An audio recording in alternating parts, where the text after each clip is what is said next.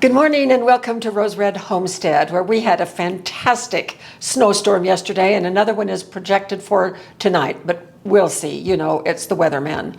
So we're just delighted. Our state has been so dry, and up north where all the ski resorts are, they're rejoicing because they're finally getting some skiable snow. I don't know how your news feed works, or if you look at your news feed on either on your computer or on your phone, but mine is very often filled with clickbait titles that go something like, "You're loading your washing machine all wrong. Stop storing your bed wrong. You need to buy this brand of butter. We asked 7 dietitians which the best butter was, and they all said the same thing. And you're sitting on the toilet wrong, and you're mopping your floor wrong," and all of these things, honestly.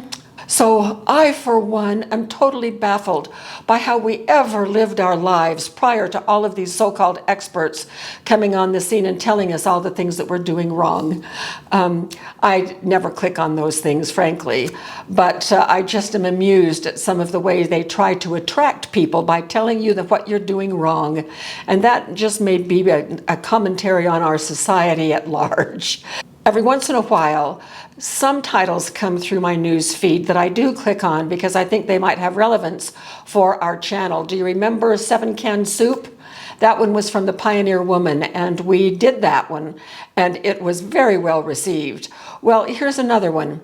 It started off with an article that said something to the effect of, "Make these 7 things at home and save money." And so I thought, I wonder what those are. And so here they are, and I am pleased to tell you that we have done all 7 of them to a degree, except one we're kind of repeating today because it wasn't quite what they said, but here they are. And as I speak them and tell you the videos that we have done on them, so we're just right out there helping people save money with these 7 things, but I'm going to put a little card up on top with each one that is a link to the video that talks about that very thing. So the first one is stock and broth. And we have done, gosh, I think we've done onion broth. I think we've done vegetable broth. We've done 2 or 3 on chicken broth. So we'll put a card up here that you can just click on for our latest in chicken broth. And then the second one is hummus. Many people use and love hummus, and it's quite expensive. They do it up really fancy in the grocery stores with swirls and spices on the top and all of that sort of thing. Well, we did one on hummus, and again, here's the card. And we made ours from our fast beans. And fast beans, you may remember, we did these, 5 or 6 years ago when we were doing fast beans. We cooked the beans completely all the way through, and then we either dehydrated them or we put them through the freeze dryer. And then those are called fast beans because you can pour them right out of the jar dried and then add water, and they're ready to go in about 10 minutes. So we use those fast beans for the hummus. And then the third one is salad dressing. Well, we just did our master mix on salad dressing, and here's the card for that one. And that one was also very well received, and we're still really enjoying those recipes. And then, hang on to your hat, number 4 is bread. Oh, my goodness, bread. If we make our own bread, we're going to save money. We probably have dozens of videos on various ways of making bread, and we've written a book about it. And so we're well covered there, but I'll put one of our links to a bread video right up there. Then the next one was pasta sauce. And we have done canning videos on pasta sauce, several of them actually. But this most recent summer, when we had a huge crop of tomatoes, we did a video on sheet pan cooking of those tomatoes to turn into pasta sauce that you could just put in your refrigerator, and I'll link that one. We have actually been using those this winter, and they're really good. Then the 6th one is pickles, and we did a video on pickles, and the card is up here. And then the last one, and the one that we're going to do today, is granola bars. And if you've ever shopped for granola bars in the grocery store, you know how expensive they are. And there are lots and lots of recipes online about granola bars, and we're going to try this one. I haven't tried it before because we don't eat a lot of granola bars. but we are rectifying our shortage of not having a video already done on granola bars. So today we're going to be doing cranberry almond granola bars, and it is from Eating Well, and I will put the link below the description of the video. Now, we did 6 years ago a video on gingerbread granola, just plain loose granola that you can use for your morning breakfast. And that was before we had lights and adequate sound. I'm going to go ahead and put the link at the a card up here on that one if you want to take a look at it. But it hurts us to watch it because we've come so far in our technical support. But anyway, it's there if you want to see it. So here are the ingredients. These are the ingredients for the syrup that we're going to use. This is almond butter, and the recipe calls for brown rice syrup. And the author said that they tried several different sweeteners, including maple syrup and honey and Karo syrup, but this one seemed to stick the things together better than any of the others. So I just went ahead and bought one. We have a hard time finding specialty things like that, so I just ordered it online. And then a little bit of vanilla. We're going to mix that up first. This almond butter, like all organic butters, nut butters, the oil naturally goes to the top, and there was about this much oil on the top.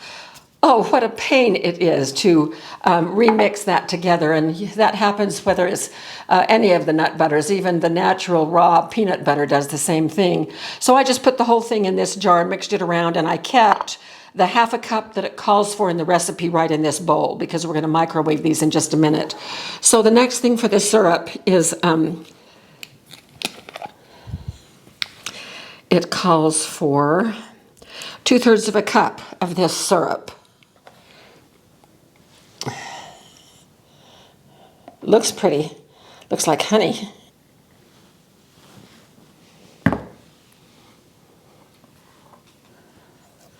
And then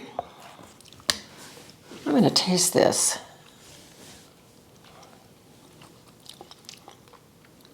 Oh. Tastes like maple syrup? No. It has a very light taste. Sweet, of course, but I certainly can't taste rice in it. Anyway, it's very nice. And then it calls for 1 teaspoon of vanilla. So I'm just going to quickly put a teaspoon of vanilla in.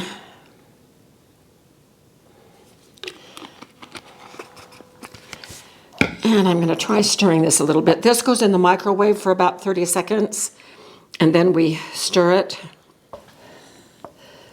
So I'm just going to kind of pre-mix this. Okay, so there's our syrup done. And we'll put this in the microwave in a minute. Now, in this bowl, I have 3 cups of, it calls for old-fashioned oats, but of course I always use our 6-grain rolled cereal for that.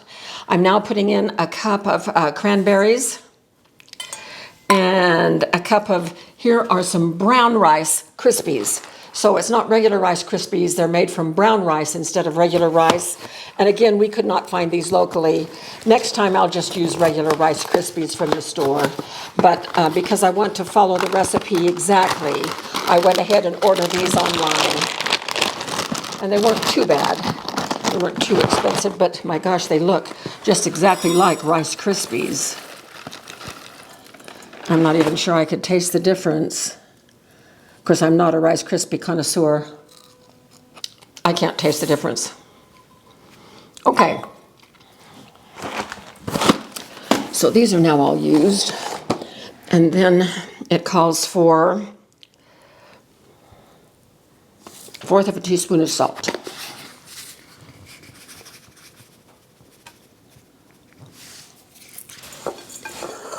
Now, it also calls for 1/2 cup each of almonds and pecans that have been roasted. I had some leftover slivered almonds, which I roasted along with the pecans. Now, I'm going to put them here and chop them, so we're going to go off camera for that, and we will be back when we're ready to put everything together. Well, here we are. This was in the microwave for 30 seconds, just like it called for, and I've stirred it around just a little bit. And these ingredients are all mixed together. So I'm now going to add the syrup to the mixture, to the dry mixture. I love this recipe because if it's good, we'll find out if it's good. But I really like it so far because of the simplicity of the ingredients. It doesn't call for a zillion things the way some of the recipes online do. But flip side of that is you can add other things to it if you wish. You could add coconut or some of the other things that other recipes call for. Sounds halfway decent, coconut. Yeah, it does. All right, now I have a 8 by 11, whatever this measurement is, it's standard. And I'm just going to put it over here.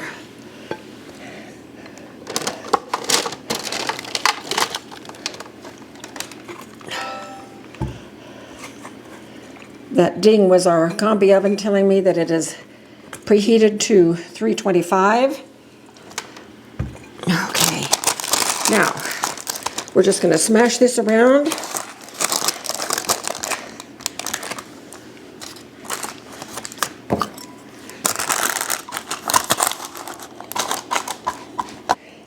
Now that this is nicely flattened, ooh, they look good. So we're going to put this in and we'll be back when we take them out. We took these out of the combi oven 10 minutes ago, so they have cooled on this rack for 10 minutes, just like the recipe calls for. And now what we need to do is take them out of here by using the parchment paper and move them onto a cutting board. Okay, that was easy enough. Now, these were convection baked. You don't need to do that. You can bake them regularly. In a regular oven, I imagine it would take 25 to even 30 minutes, depending on how rigid, how chewy you want them. So there's a little bit of a scale there where you can go shorter cook time and they're going to be very chewy, and more cook time and they're going to be more crispy. So now if we cut these into 24 pieces, they each have 161 calories. So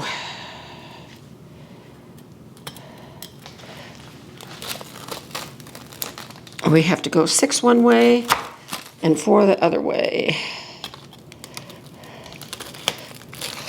They're still warm and they're soft. So you want to cut them while they're soft, and then we're to leave these just like they are for another 30 minutes so they can cool even more. And then we can wrap them if we wish, and they will keep for up to about a week. All right, so these are now ready just to sit for another 30 minutes and cool. Well, I think they look pretty good. So we'll be back in about a half an hour. Well, here is the finished product, and they are crispy. Pretty crispy rather than chewy. So I'm going to taste. Yep, they're crunchy.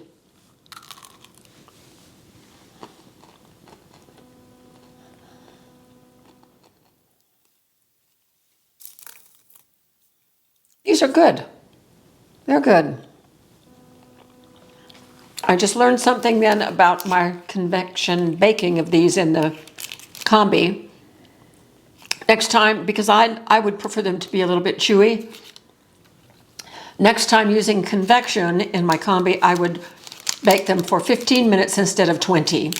So if you're going to, for a conventional oven to bake these, you may want to check them. And you know, it is difficult to know how they're going to turn out until after they have cooled after baking. And so you'll have to probably do a trial run like we have just done to determine next time what you will do to get it just exactly right. And you know, that's just fine. So I'm going to load these in here. Now the recipe says that we can individually wrap these. I'm not about to individually wrap these, sorry. But I am going to keep them in this container that These need to be airtight. But this container is not quite airtight. But I'll show you the trick that I use to get it that way. And these aren't sticky, so I can pile them on top of each other. Not a bit sticky because they're crunchy.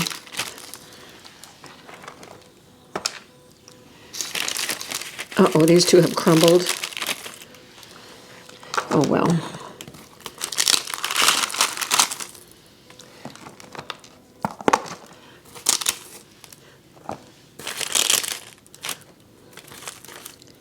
If they crumble too much, you can crumble them and use them for breakfast cereal. So I'm going to save all these crumbs. And I'm just going to put them right here. And we can munch on those. And this is the one that I started. And then if I put a piece of parchment paper on the top and then snap it in place.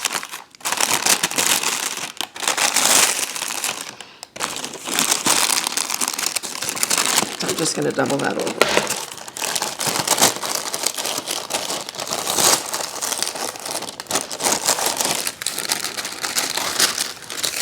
There we go.